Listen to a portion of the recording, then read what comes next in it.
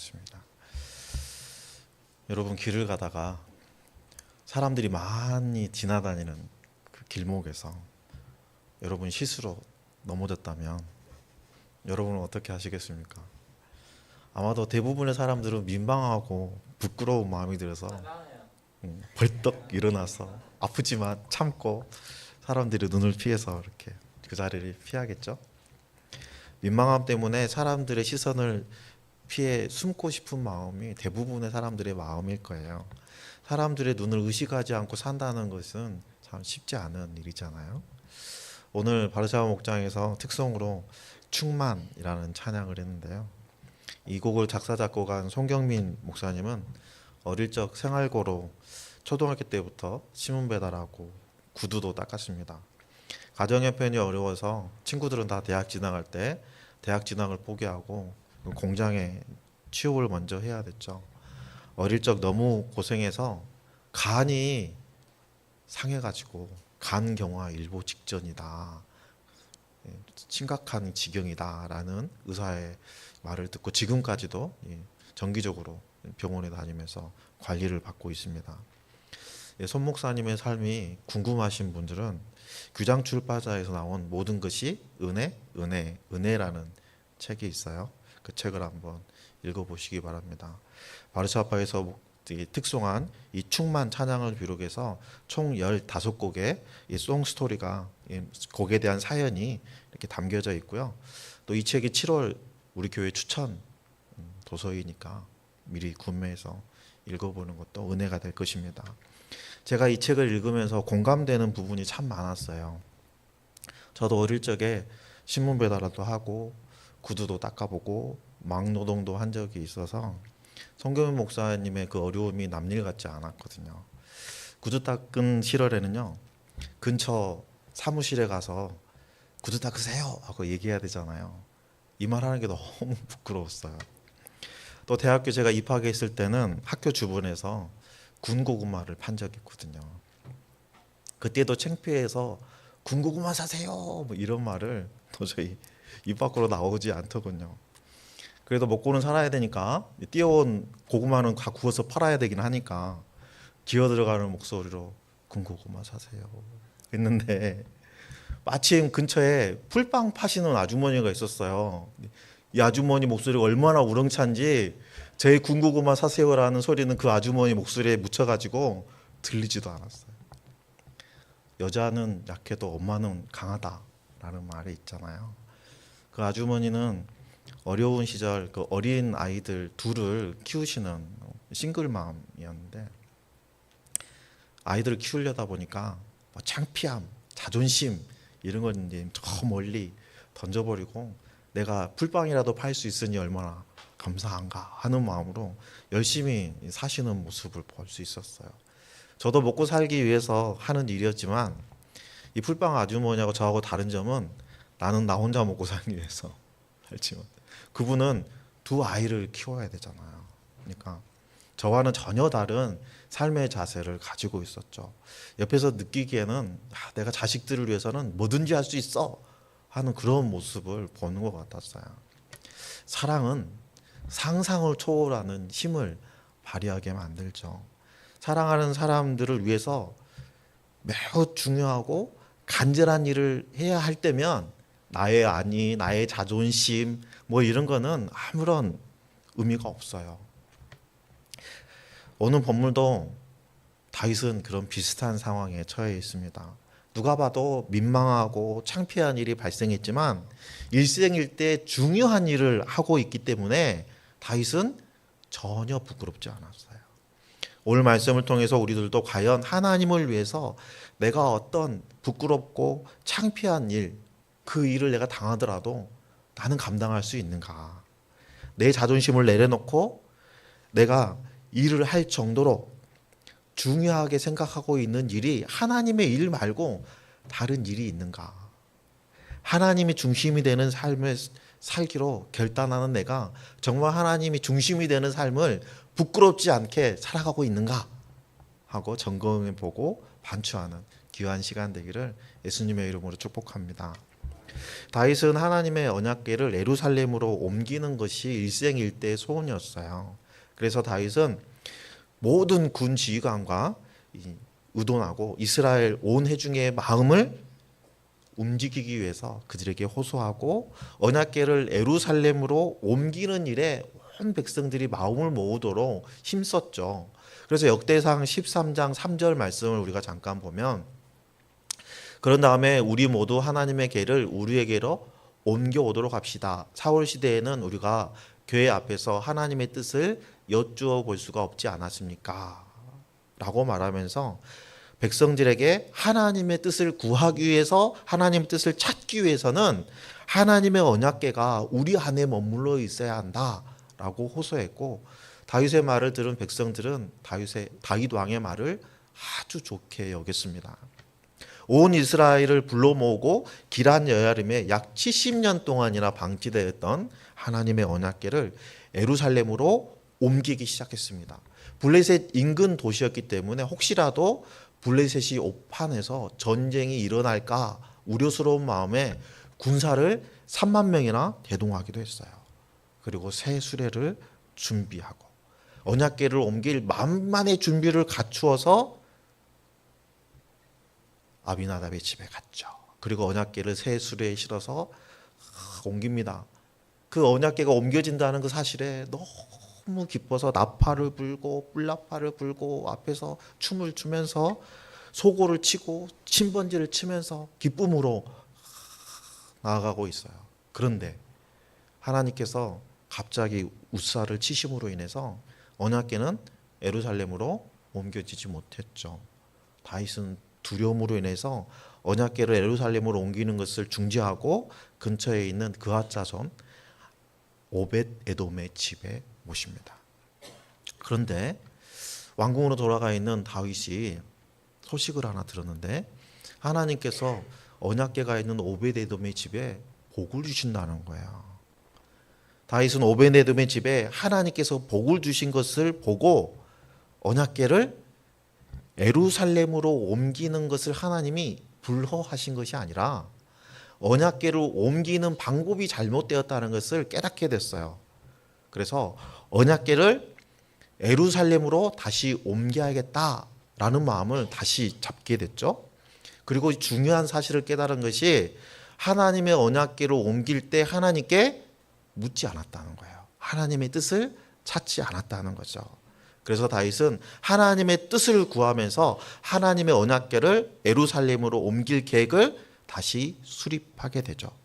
1차 언약궤 이동 실패 후 3개월 뒤에 다윗은 언약궤를 예루살렘으로 옮길 계획을 철저하게 수립하고 준비합니다.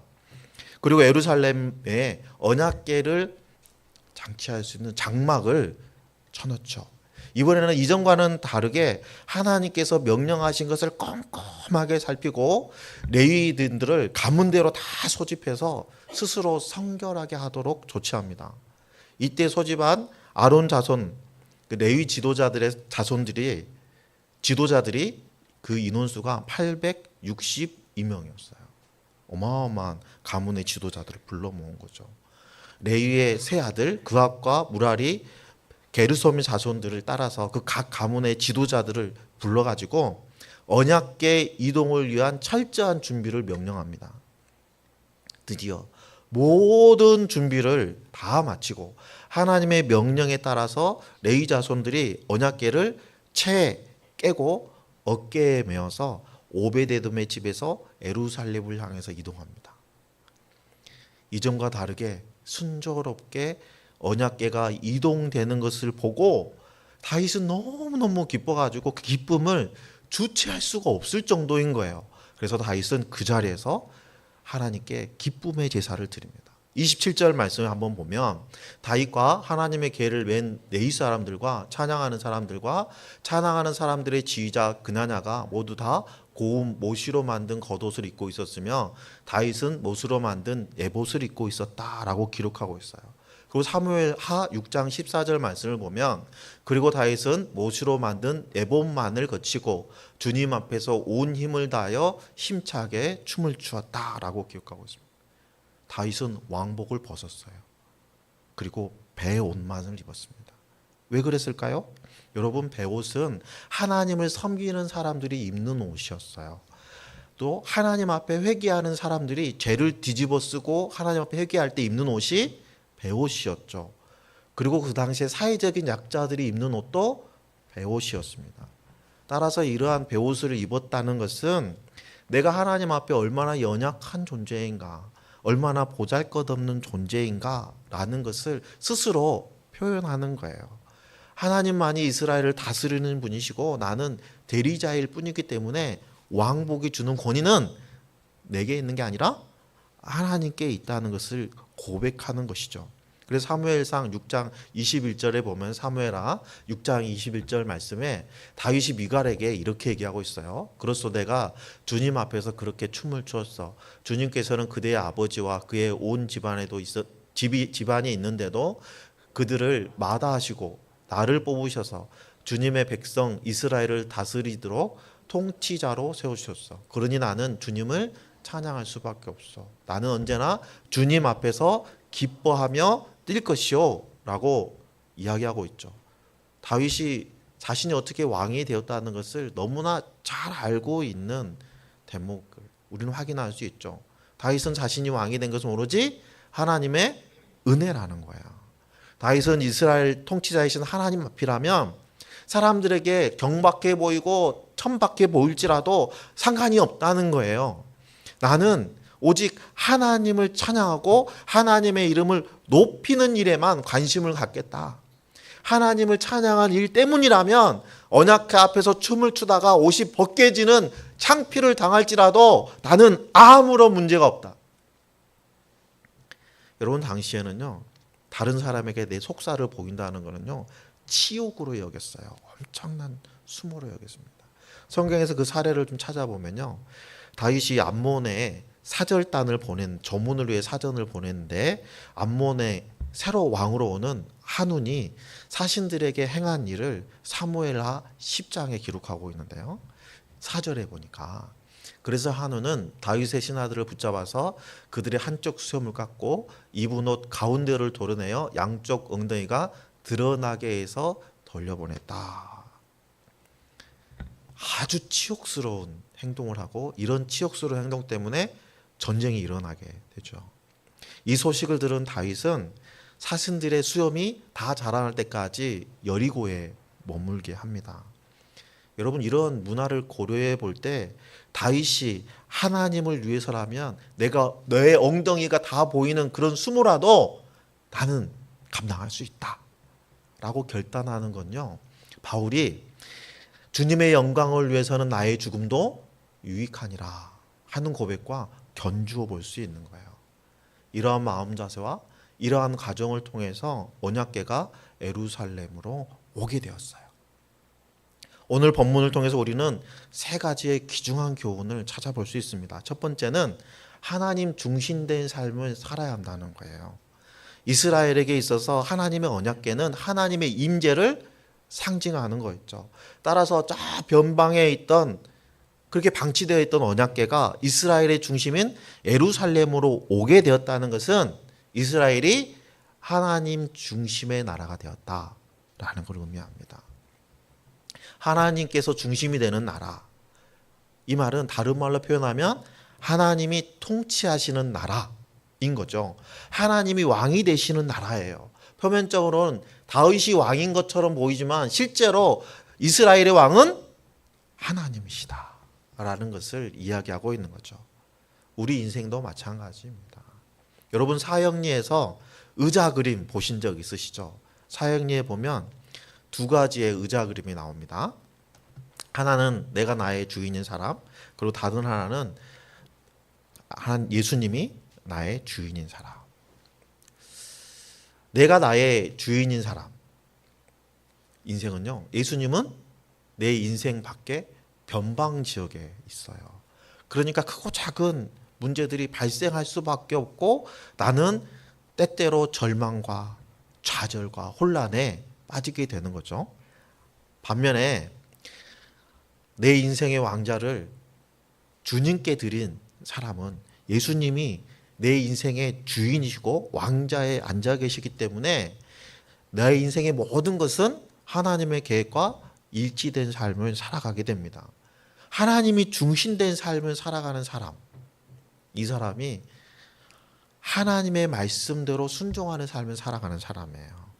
말씀이 하라고 하면 하고, 하지 말라고 하면 하지 않는 성경대로 살아가는 사람이 주님이 주인 되시는 삶을 살아가는 사람, 하나님이 중심이 되는 삶을 살아가는 사람이에요. 따라서 다윗이 언약궤를 나라의 중심에 모시고 하나님의 뜻을 구하고 하나님의 뜻대로 행하기로 결단한 것처럼 우리도 하나님의 말씀 우리 중심에 모시고 말씀대로 순종하며 살아가야 한다는 것이죠. 성도는 하나님의 말씀을 우리 삶의 중심에 모시고 하나님의 방식대로 살아가는 사람들이에요. 하나님의 말씀을 마음에 품고 삶의 자리에서 말씀대로 순종하는 것이 진정한 예배자의 모습입니다. 오늘 말씀을 통해 찾을 수 있는 두 번째 교훈은요, 하나님을 찾는 삶을 살아가야 한다는 거예요. 말씀대로 행하는 사람은 하나님 나라에 소망을 두는 사람이고 매 순간 하나님의 뜻을 찾는 사람들이에요. 따라서 하나님을 찾는 사는 사람이 하나님 중심의 삶을 살아갈 수 있는 사람들인데, 이스라엘의 역대 왕 중에서 하나님을 찾았던 왕들은 평화를 누렸습니다. 그러나 하나님을 찾지 않는 왕들은 우상 숭배에 빠져서 결국은 하나님의 징계를 받았죠. 인간은 본성적으로 하나님을 찾지 않고 각기 제 갈 길로 가려는 악한 습성을 가지고 있어요. 그래서 로마서 3장 10절 12절 말씀을 보면 의인은 없다, 한 사람도 없다. 깨닫는 사람도 없고 하나님을 찾는 사람도 없다. 모두가 곁길로 빠져서 쓸모가 없게 되었다. 선한 일을 하는 사람은 없다, 한 사람도 없다. 이렇게 말씀하시는 거예요.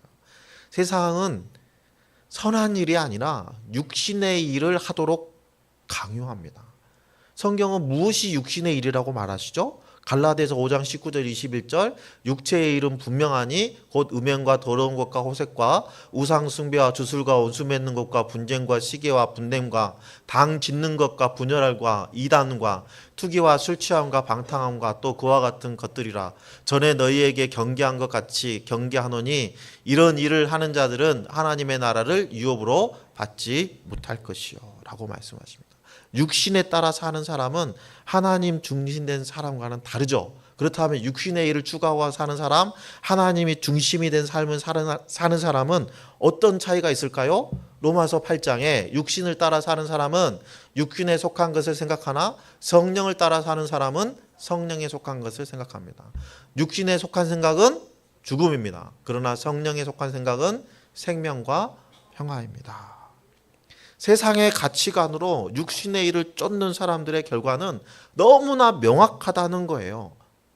따라서 평안과 생명을 누리기 위해서는 우리는 하나님을 찾아야 되는 거예요. 히브리서 11장 6절 말씀에 보면 같이 읽습니다. 믿음이 없이는 하나님을 기쁘게 해드릴 수 없습니다. 하나님께 나아가는 사람은 하나님이 계시다는 것과 하나님은 자기를 찾는 사람들에게 상을 주시는 분이시라는 것을 믿어야 합니다.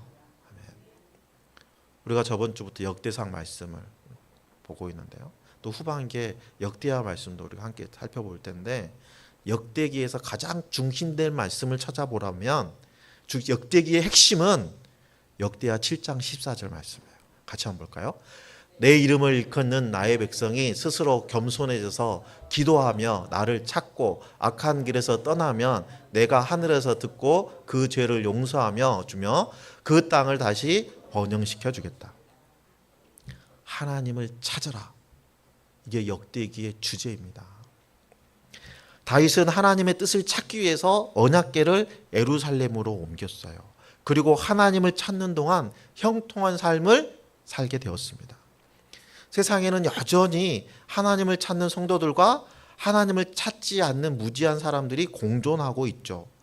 하나님을 찾지 않는 사람들이 하나님을 만나고 하나님을 찾고 하나님의 은혜를 누리도록 하나님을 찾는 우리가, 하나님의 뜻을 이루려는 우리가 그들에게 하나님을 증언해야 되는 거예요. 그게 우리의 사명인 거예요. 오늘 본문을 통해서 찾을 수 있는 교훈 세 번째는 하나님이 기뻐하시는 예배자의 삶을 살아야 한다는 거예요. 진정한 예배자들의 삶은 기쁨이 있습니다. 세상에는 하나님을 기뻐하는 예배자와 예배자를 조롱하는 비판자들이 있어요. 이러한 차이가 발생하는 것은 어떤 시각으로 현생을 바라보고 있느냐, 가치관의 문제입니다. 여러분, 언약궤가 예루살렘으로 들어올 때 참여한 많은 사람들은 기뻐할 수밖에 없었어요. 다윗이 언약궤를 준비한 장막의 안에 옮겨놓고 하나님 앞에서 번제와 화목제를 드리고 거기에 참여했던 모든 사람들에게 복을 빌어주고 빵과 고비와 건포도 과자를 들려서 집으로 돌려보냅니다. 워낙 많은 사람들이 몰려 들어와서 그 자리에서 화목제 음식을 나누기에 벅찼던 거예요. 그래서 그에 상응하는 음식들을 나눠주고 돌려보낸 거예요. 그런데 이 일을 멸시의 눈으로 바라보는 사람이 있었어요. 그 사람이 사울 왕의 딸 미갈이었다는 거예요. 미갈은 다윗이 언약궤 앞에서 옷이 벗겨질 정도로 춤을 추는 것을 보고 비난했습니다. 미갈은 공동체 예배에 참여하지 않았을 뿐만 아니라 홀로 떨어져서 창밖에서 그들을 바라보면서 비난했어요.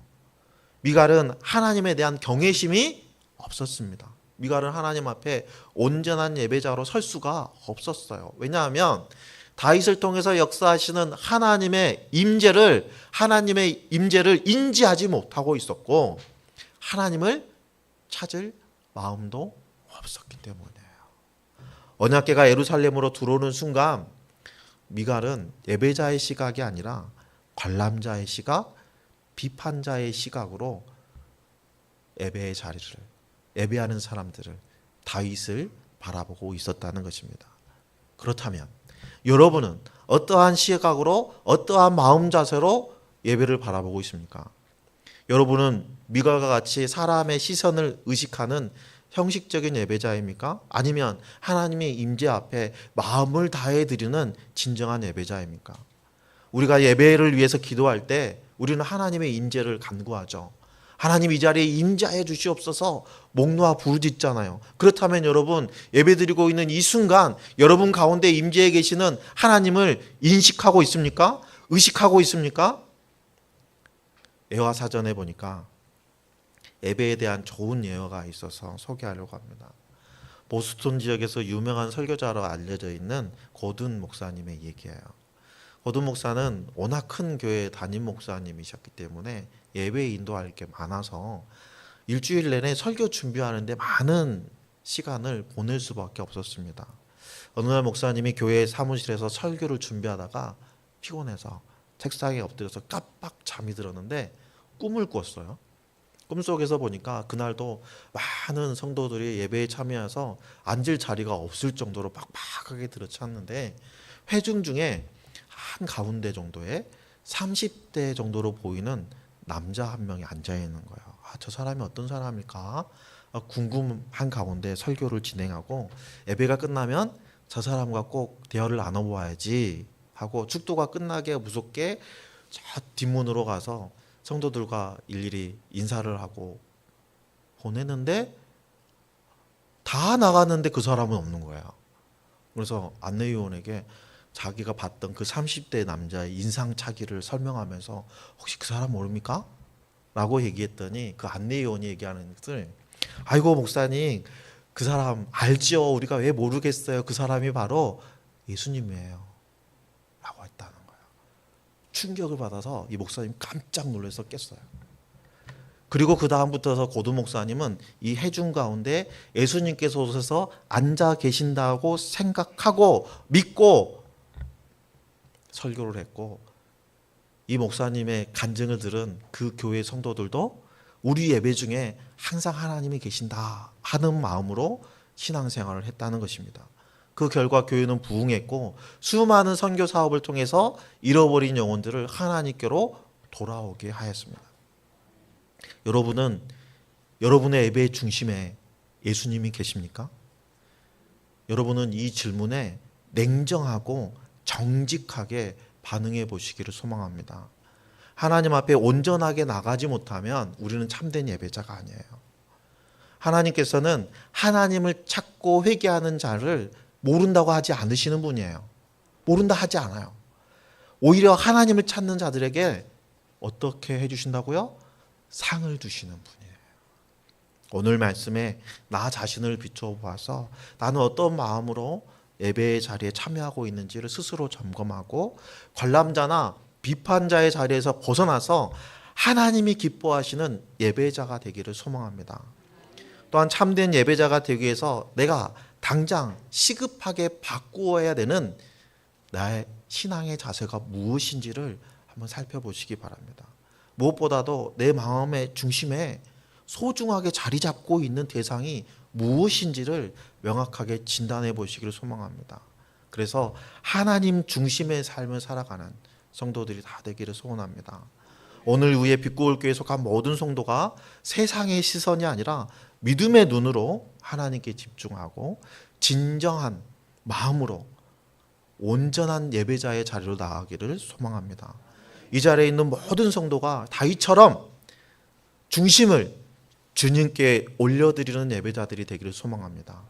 오직 하나님을 찾고 하나님의 말씀대로 행하여서 하나님이 중심이 되는 삶을 살아가면서 하나님이 기뻐하시는 예배자의 삶을 날마다 누리시기를 예수님의 이름으로 축원합니다. 기도하시겠습니다.